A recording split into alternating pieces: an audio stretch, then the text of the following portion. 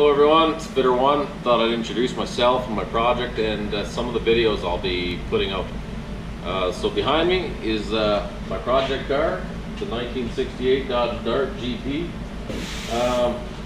It looks in pretty rough shape, mainly because of the huge color differences in every panel, surface rust here and there, but the floor pans are solid. Everything that matters is solid. And the parts that are not or need work, I will be replacing, and that's some of the videos I will be putting up. I will be putting a video up for hanging a quarter panel, full quarter panel. I'm going to be buying the AMD full quarter panel.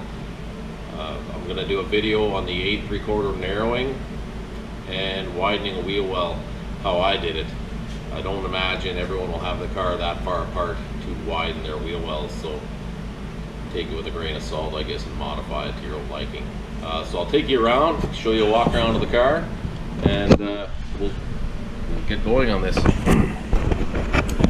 So down this side here, you can see the right side. I changed a full AMD quarter panel, and it was my first time hanging it. I thought I did a pretty good job. So when I bought this car, there was actually a 1-inch gap here. The car had been in an accident, and the guy had hung aftermarket quarter panels, but they were not fit very well, and he didn't have the trunk lid ever put on to do his gaps. So I had changed basically the 3 drip rail pieces, the trunk extension, the trunk floor, the outer wheelhouse, and I also widened this one up already 2.5 inches. You can see the trunk torsion bar support actually stops there and welds right onto the wheelhouse. So I'll show you some of that. Like, obviously I can't show you that side because I didn't get the idea of recording it until now, and I was like, well, so I'll show you when I do this side. So that's one thing I'll show you. I got some pictures I'll try to put into the video that show when I did my floor, and you know, anything else I have like still frame pictures of the car. So coming down here, you can see the lead seam well, fully welded in. I did grind down the head of the weld quite a bit so that, you know, it's flush. When I get better light here, I can show you the inside door seam. I did have a few issues hanging this quarter panel, and I will go through them again when I hang the left side. I did have to make a pie cut just in here to get the body line, so this body line here to line up again, because this AMD one seemed to be in a little bit for me. Maybe people have had different experiences, but that's what I had. Coming up here is AMD fender. I never, it's not mounted 100% yet. I just kind of put it on there for the looks, I think. Yeah. Make myself feel good, make it feel like I'm getting some progress. So the car itself, somebody had started the restoration and did this plumb crazy, like did a lot of sanding and scraping and, you know, got everything cleaned up. Did this plumb crazy on the floor inside here, did all the parts like they were gonna do it right. So in here you can see my 2.5 inch welded in seam. It looks a little more dented from this side, but just, I don't know, just the way it appears, I guess. And I'll show you how I did that on the left side when I get there. So yeah, so this is kind of the car. So a few things that I thought would be benefit to the internet or people doing this. Here's some of the other parts I got. The trunk finish panel. It ended up being several different pieces of car to make this car back up. But up here are the seats and everything else. I do have 2 very nice grills in this box up here. Just missing some headlight bezels,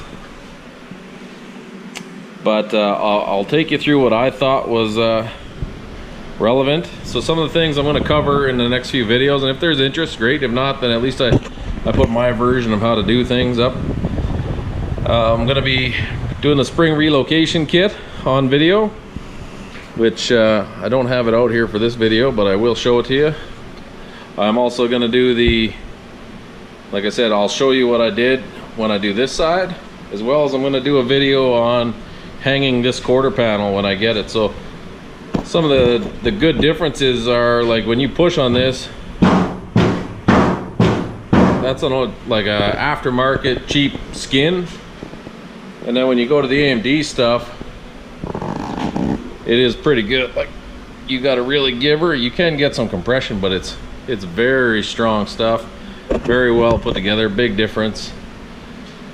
As well, like you can see some of the hack work the last guy did. He did do a lot of brazing, which is very old school. I don't know if you can see it here, but as I cut it apart, so what this last fellow did was he cut it up here and then back down, and then he ran the seam up along here. So to me, it's not done right, not done the way I like it, and if I have to do it, I may as well do it right. So another thing I'm going to show you is I'm going to narrow this C-body 8 3/4 differential. So this is going to be my next video coming up. I'll show you how I do it, and you guys can decide. So I had these made up, and I'll show you again on another video. I have 4 of them along with an empty housing, and that's going to be my next project, is cutting that down to I'm going a little bit less than factory width because I want to put wider tires back there, and since I did the wider wheel wells, that will be that. So again, this is fitter 1. Let me know what you guys think. Comment please, and if I can answer, if not, if I'm screwing something up, please let me know. I guess that's about it. So I'm going to sign off saying that's it for now.